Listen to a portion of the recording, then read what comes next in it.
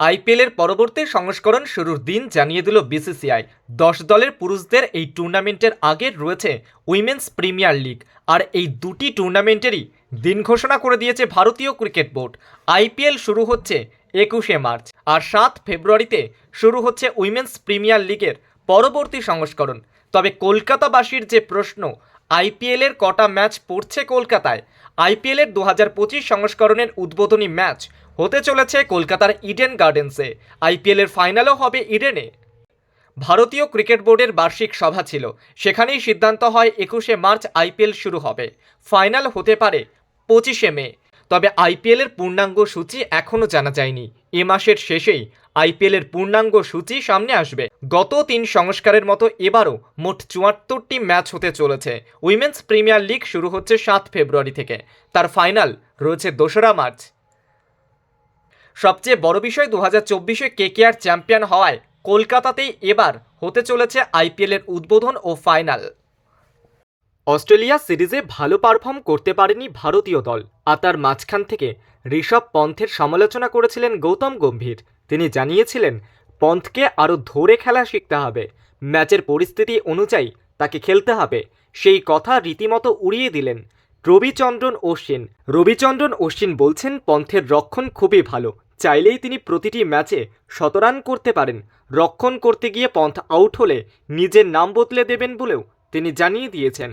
পন্থ যেভাবে নিজের মতো করে ম্যাচ বদলে দিতে পারেন তার প্রশংসা করছেন রবিচন্দ্রন অশ্বিন। তিনি বলছেন কিছু কিছু ঝুঁকিপূর্ণ শট খেলার কারণেই পন্থ নিজের প্রতিভার পুরোপুরি ব্যবহার করতে পারছেন না।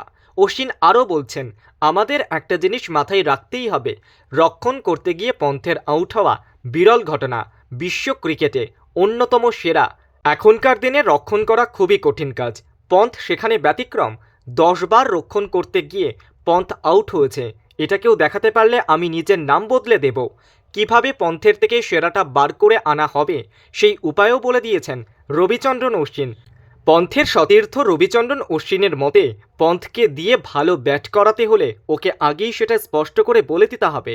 ও প্রচুর রান করেনি মানছি, এমনও নয় যে ও কোনো রানই করেনি।